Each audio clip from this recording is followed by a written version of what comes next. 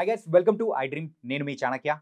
RG Kar medical కాలేజ్లో జరిగిన incident గురించి మనం ఎన్నో విశ్లేషణలు చాలామంది దగ్గర నుంచి వింటూ ఉన్నాం, చూస్తున్నాం. కానీ ఇంకా ఎన్ని విశ్లేషణలు చూసినా కానీ బోల్డెన్ని సందేహాలు వస్తూనే ఉన్నాయి. మరి ఆ సందేహాలని కూడా మరి తీర్చేందుకు ఇక్కడ మనతో పాటు ప్రియా చౌదరి గారు ఉన్నారు. మరి ప్రియా చౌదరి గారిని అడిగి తెలుసుకుందాం. Hi ma'am. ఆర్జేకర్ మెడికల్ కాలేజ్లో జరిగిన ఇన్సిడెంట్లో అయితే ఇప్పటి వరకు బోల్డెన్ని విశ్లేషణలు మనం చాలా వరకు చూసాము, విన్నాము, ఇంకా వింటూనే ఉన్నాం. కాకపోతే అక్కడ జరిగిన సీన్ టు సీన్ ఏం జరిగింది, ఎలా మొదలైంది, అక్కడ ఎవరెవరు ఇన్వాల్వ్ అయ్యారని చెప్పేసి మీ విశ్లేషణ ద్వారా మన ప్రేక్షకులు కూడా వినాలనుకుంటున్నారు. మీరేం చెప్తారో చెప్పండి. నాకు కూడా కొన్ని డౌట్స్ వచ్చినాయి. ఎందుకంటే ఇన్సిడెంట్స్ నేను చూస్తున్నాను, ఏం జరుగుతుంది ఏంటి అనేది. కొన్ని ఎలా మర్డర్ జరిగింది, ఎక్కడ జరిగింది, ఏం జరిగింది, ఇంతమంది చేశారా, అంతమంది చేశారా, ఎవరి విశ్లేషణ వాళ్ళకు వస్తుంది. నాకు కొన్ని డౌట్స్ నాకున్నాయి. ఆ డౌట్స్ని నేను మీడియా ముఖంగా నేను అడుగుతున్నాను. దాన్ని ఒకసారి జనం కూడా కొంత విశ్లేషిస్తే బాగుంటుంది. లేదా అసలు జరిగిన సిచ్యుయేషన్స్ ఏంటి అనేది మనకి ఇన్వెస్టిగేషన్లో కూడా వస్తాయో లేదో కూడా నాకు డౌట్. యాజ్ ఎ జర్నలిస్ట్ నేను చెప్తున్నాను. కానీ నేను ఈ ఇష్యూస్ అన్నీ నా మస్తిష్కంలో గందరగోళం. ఏ ఒక్క విషయం కూడా నేను లాస్ట్ ఎపిసోడ్లోనే చెప్పా, మూలాల వరకు వెళ్తాను. నేను అది ఏంటనేది తెలుసుకునేదాకా నేను నిద్రపోను. నాకు నిద్ర పట్టదు. నిద్రపోను కాదు, నాకు నిద్ర పట్టదు. వాస్తవం నేను అనుకున్నాను, నాకు ఆ డౌట్ వచ్చిందంటే నా డౌట్ క్లియర్ అయ్యేంత వరకు నేను సర్చ్ చేస్తానే ఉంటా. ఆ విధంగా నా మిత్రులు ఎవరైతే ఉన్నారో చెప్పాను కదా, నాకు యాజ్ ఎ జర్నలిస్ట్గా ఐ హ్యావ్ సర్కిల్. సో దాన్ని బట్టి నేను అలా అలా అలా అలా నా ఇన్వెస్టిగేషన్లో నాకు తెలిసినటువంటి సమాచారం తీసుకుంటే నాకు వచ్చినటువంటి డౌట్స్ ఏంటంటే, ఆ అమ్మాయిని ఆ హాల్లోకి తీసుకొని వెళ్ళి ఈ విధంగా ఒకరా ఇద్దరా ఎంతమంది సెమినార్ హాల్లో ఆమె ఇలా జరిగింది.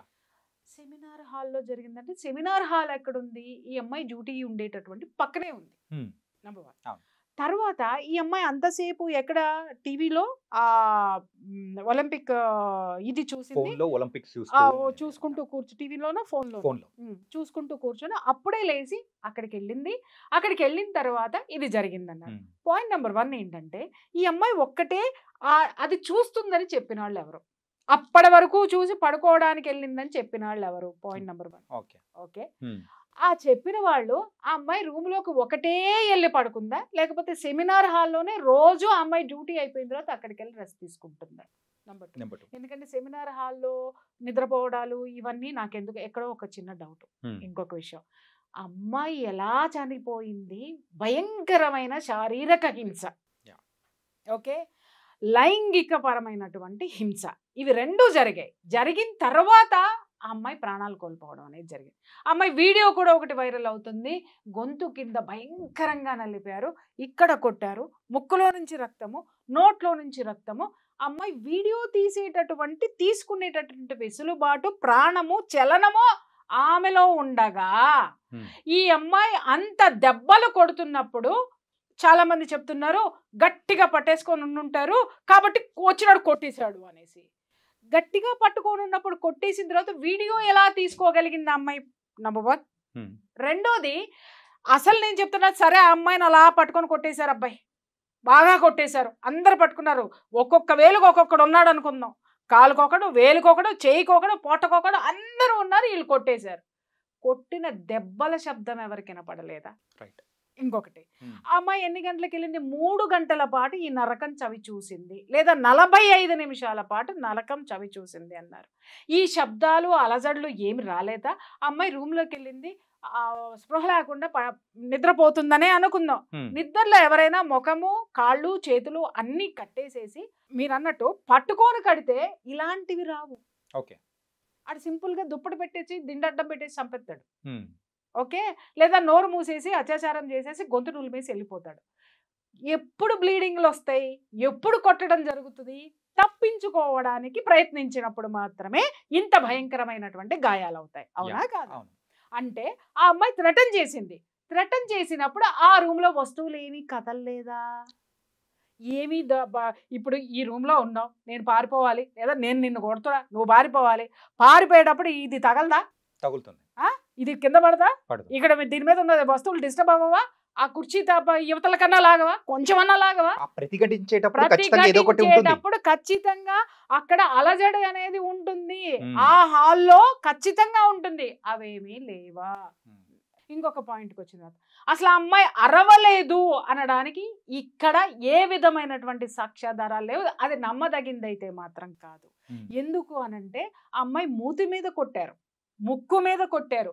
మూతి మీద కొట్టారు అనంటే ఎవడన్నా చేయి పెట్టి ఉన్నాడు అరవకుండా అంటే వాడి చేతికి తగులుతుంది, కానీ అమ్మాయి చేతికి అమ్మాయి మూతిలో నుంచి బ్లడ్ రాదు కదా.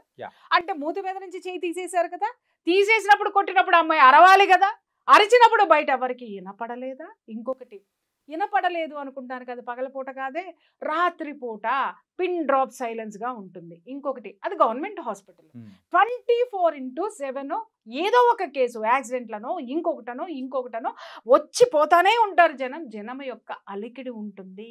ఈ అమ్మాయి డ్యూటీ చేస్తున్నటువంటి రూమ్ నుంచి ఆ యొక్క సెమినార్ హాల్ ఎంత దూరంలో ఉంది, ఆ అంత దూరంలో ఉన్నటువంటి సెమినార్ హాల్లో జరిగేటటువంటి ఈ యొక్క ఘర్షణ ఎవరి దృష్టికి రాలేదా?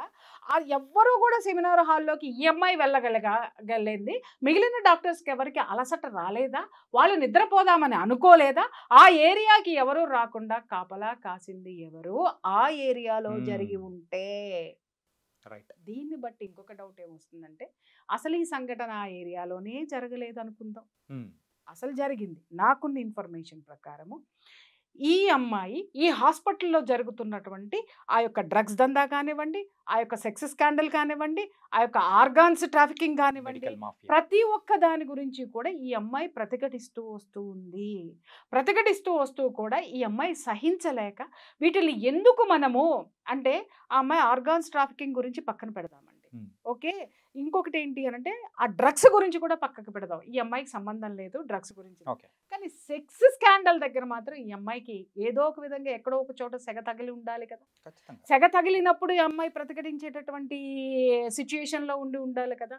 ఆ సిచ్యుయేషన్స్ ఉన్నప్పుడు ఈ అమ్మాయి స్నేహితులతోటి ఎప్పటికప్పుడు డిస్కస్ చేస్తూనే ఉంది, దీన్ని నేను ఊరుకోను, దీన్ని పై లెవెల్కి తీసుకెళ్తాను, పై లెవెల్లో ఎవరు వినలేదు అని అంటే పత్రికలకి మీడియాకి నేను దీన్ని డిస్క్లోజ్ చేస్తాను అనేటటువంటి ఆ యొక్క డిస్కషన్ ఆ ఫ్రెండ్స్ మధ్య జరిగింది. కొన్నాళ్ళుగా జరుగుతూ ఉన్నప్పుడు ఈ అమ్మాయిని బెదిరించడానికి ఈ సంఘటనకి ముందు కొన్ని ఇన్సిడెంట్స్ జరిగాయి. ఏంటంటే ఆ అమ్మాయి కారు పగలగొట్టడము, లేకపోతే ఆ అమ్మాయి పోయేటప్పుడు ఇబ్బందులు కలగజేయడము, ఆ అమ్మాయికి డ్యూటీలు వేయడంలో మనం చెప్పాం కదా భయంకరమైనటువంటి సాడిజాన్ని చూపించడం అనేది జరిగింది. అండ్ ఈ అమ్మాయికి డైరీ రాసే అలవాటు ఉంది, ఆ డైరీ కూడా అంటే ఆ పేజెస్ ఏదో చింపారని కూడా ఒక వార్త అనేది కూడా ఇవన్నీ వస్తాయి. ఎందుకంటే ఇప్పుడు సుప్రీంకోర్టు అన్ని సుమోటోగా కేసు తీసుకుంది కాబట్టి ఎంక్వైరీలో డెఫినెట్ గా ఇవన్నీ కనుపుతావు. ఇక్కడ కీలకమైనటువంటి అంశం ఇది చూడండి. ఆ రోజు రాత్రి కూడా సెమినార్ హాల్లో ఏం జరిగింది, ఇక్కడ నాకు అందిన సమాచారం ఏంటంటే ఆ రోజు నైట్ ఇదే ఫ్రెండ్స్ తోటి కూర్చొని ఫ్రెండ్స్ ఆ అమ్మాయికి అమ్మాయి ఇంకా సహించేటటువంటి సిచ్యుయేషన్లో లేదు, బరస్ట్ అయ్యేటటువంటి సిచ్యుయేషన్లో ఉంది, ఓపెన్ చేయడానికి సిద్ధపడిపోయింది. ఎందుకంటే ఆ అమ్మాయిని ఈ విధంగా కూడా మానసికంగా కూడా హింసించేస్తున్నారు. అమ్మాయి కారు అద్దాలు పగలగొట్టడం కానివ్వండి, ఆ అమ్మాయిని డ్యూటీ చేయడం కానివ్వండి, ఇంకొక విధంగా పరోక్షంగా చాలా చేయొచ్చండి. ఇవన్నీ చేస్తుండే ఇంకా అమ్మాయి నా వల్ల కాదు, నేను ఎట్టి పరిస్థితుల్లో దీన్ని సహించే ప్రసక్తే లేదు, దీన్ని ఎక్కడ డిస్క్లోజ్ చేయాలో అక్కడ చేసేస్తాను అని చెప్పేసి అని పట్టుబట్టి కూర్చుంటే ఆ అమ్మాయిని కూర్చోబెట్టి ఫ్రెండ్స్ ఒక ముగ్గురు కూర్చొని డిస్కషన్ ముగ్గురు మధ్య జరిగింది. నువ్వు బయటికి వెళ్ళకు, నువ్వు చెప్పకు, నువ్వు చెయ్యకు అని. ఈ అమ్మాయి వినలేదు. కారణం ఏంటి అనంటే ఈ అమ్మాయి నేనే కాదు ఎంతో మంది ఉన్నారు, నేను ఎందుకు ఊరుకోవాలి, ఎందుకంటే ఈ అమ్మాయిలో పోరాడే నైజం ఉంది, ఎదుర్కొనే శక్తి ఉంది, దమ్ము ఉంది, ధైర్యం ఉంది. కాబట్టి ఆ యంగ్ బ్లడ్ నేను దీన్ని సహించను, దీన్ని డెఫినెట్గా నేను బయట పెట్టే తీరుతాను అని అనేసరికి ఆ ముగ్గురు మధ్య ఏదైతే డిస్కషన్ జరిగిందో దాంట్లో ఉన్నటువంటి ఒక అమ్మాయి యొక్క బాయ్ ఫ్రెండ్ ఈ డ్రగ్స్ దందాకి, సెక్స్ రాకెట్కి, ఈ ఆర్గాన్స్ ట్రాఫికింగ్కి సంబంధించినటువంటి పర్సన్. అప్పుడు ఈ అమ్మాయి ఇది ఇది ఏ విధంగానూ లొంగట్లేదు, ఏమి చేయట్లేదు, ఇది ఓపెన్ అయిపోతానంటుంది, ఇంకా మా వల్ల అయితే కాదు, మేము చెయ్యాల్సింది చేసాం, మీ కర్మ అని వదిలేసింది. ఎక్కడ నుంచి ఏం జరిగింది స్టోరీ అనేది బయటికి రావాల్సి ఉంది. ఈ అమ్మాయిని ఆ స్నేహితులు ఎక్కడికైనా రమ్మనమని చెప్పి మరే చోటకైనా తీసుకెళ్లారా? నేను అదే చెప్తున్నా. అప్పటి వరకు ఆ అమ్మాయి చూసుకుంటూ కూర్చొనుంది, వీడియోస్ చూసుకుంటూ కూర్చుందని చెప్పిన వాళ్ళెవరు? సెమినార్ హాల్కి వెళ్ళి పడుకోంది అని చెప్పిన వాళ్ళిద్దరిని కూర్చోబెట్టి మాట్లాడిస్తే అసలు హంతకులు, అసలు హిస్టరీ, సీన్ టు సీను, మొత్తం సీన్ ఆఫ్ ఎఫెన్స్ మొత్తము సుప్రీంకోర్టుకి వచ్చేస్తుంది, చేతిలో ఆ రిపోర్ట్ వచ్చేస్తుంది. అండ్ ఇంకొకటి ఏంటంటే వాళ్ళ డాడ్ చెప్పిన దాని ప్రకారము ఆ అమ్మాయి చనిపోయిన తర్వాత కూడా ఆ క్రిమేషన్ చేసే టైంలో కానీ ఆ రోజు మెయిన్గా చెస్ట్ డిపార్ట్మెంట్లో ఎవరైతే ఉన్నారో వాళ్ళ స్నేహితులు కానీ ఎవరైనా కానీ వాళ్ళ తల్లిదండ్రులకు కూడా మినిమం సహకరించలేదంట.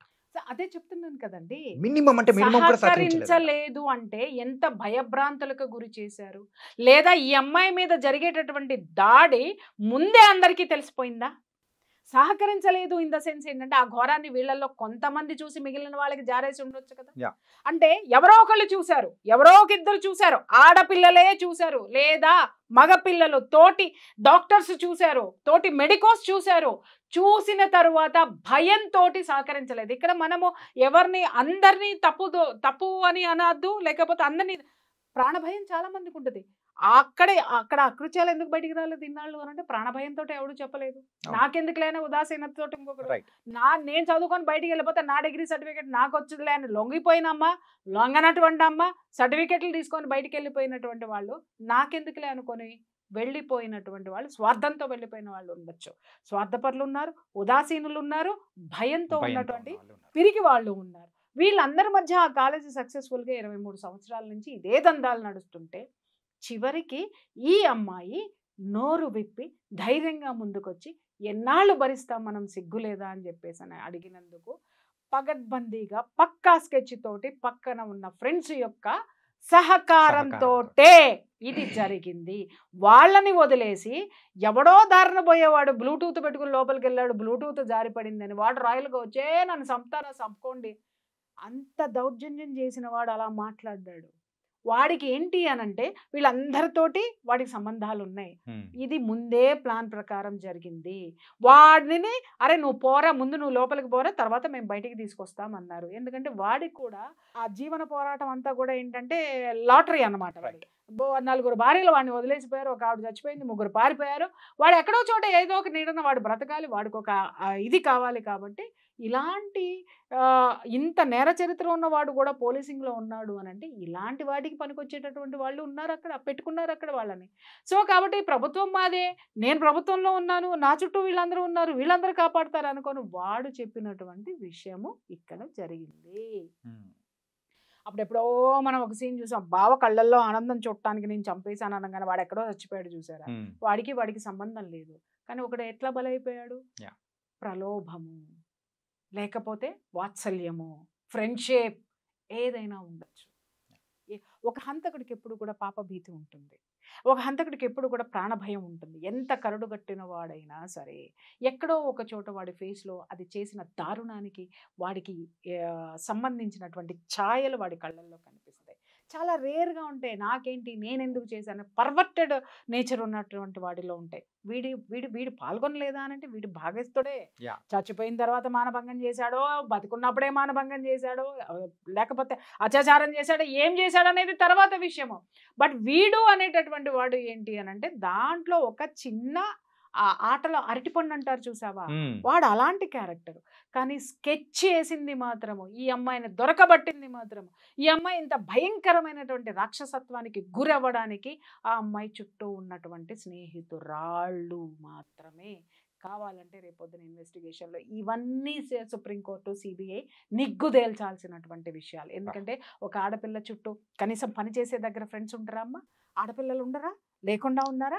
మగపిల్లలు లేరా? లేకుండా ఉన్నారా? ఈ స్నేహితులే కర్త కర్మ క్రియ. ఏది ఈ సంఘటన జరగడానికి చేసిన వాడు ఎక్కడున్నాడు అనేది వాడు బయటకు వస్తాడు.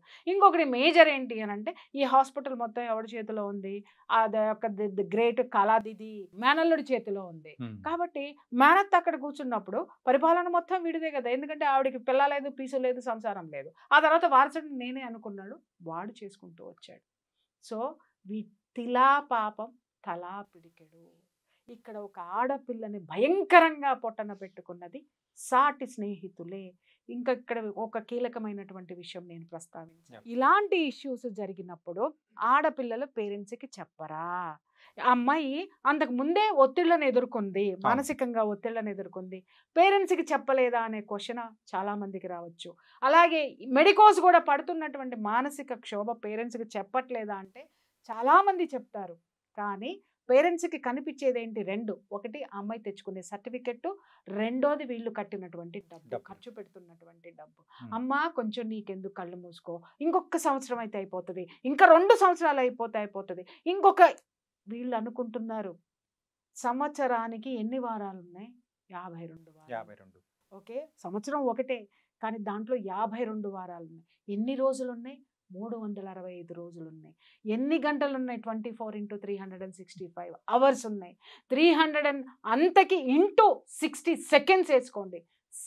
సెకండ్కి ఈ బిడ్డ ఎంత నరకం అనుభవిస్తుంది అక్కడ అనేది పేరెంట్స్ తెలుసుకోవాల్సినటువంటి అవసరం ఉంది. ఇక్కడ చాలామంది పేరెంట్స్ అమాయకులు అనుకోవాలో మూర్ఖులు అనుకోవాలో తెలియదు. డాక్టర్లు అనిపించేసుకోవాలి మా పిల్లలు, డాక్టర్స్ చదవటం తప్పని నేను అనట్లా. అక్కడ జరుగుతున్న వాటిని మీ పిల్లలు ఎప్పుడైతే చెప్పారో, చెప్తున్న తల్లులు చెంగు దోపి హాస్పిటల్కి వెళ్ళి చెడు కూడా ఆడుకోండి. నా బిడ్డకి ఇలా జరిగిందా, కొడకల్లారా సంపుతా మిమ్మల్ని, నరుకుతా మిమ్మల్ని అని ప్రతి తల్లి తిరగబడితే, పబ్లిక్ తిరగబడితే ఎవడు మాత్రం ఏ దాష్టికం చేస్తాడు చెప్పండి? నీకు వచ్చే స్టూడెంట్ యొక్క పేరెంట్సే ఒక దీని కింద ఉన్నారంటే స్టూడెంట్సే లేకపోతే నీ కాలేజ్ ఎలా ఉంటుంది? చచ్చినట్టు నీకు అనుగుణంగా ఆ కాలేజ్ ఉంటుంది. బట్ ఇక్కడ ఎవరికి అనుగుణంగా ఎవరిని ఉంచారు అంటే దౌర్జన్యాలకి, దుర్మార్గాలకి అనుగుణంగా జనమే అటువంటి దుర్మార్గుల చేతిలో పెట్టింది కాదా? ఇదంతా తప్పెవరిది? ఇన్ని సంవత్సరాల మట్టి జరుగుతున్నటువంటి దుర్మార్గాల్ని చూసి ఉదాసీనంగా ఉన్నటువంటి సమాజానికి తప్పు కాదా? ఆ సమాజంలో కాలేజీకి పంపించేటటువంటి పేరెంట్స్ తప్పు కాదా? ప్రతిఘటించినటువంటి అక్కడ ఉన్న యువత తప్పు కాదా? అక్కడ ఉన్న పౌరుడి తప్పు కాదా? అందుకే అన్న తిలా పాపం తలా పిరికెడు.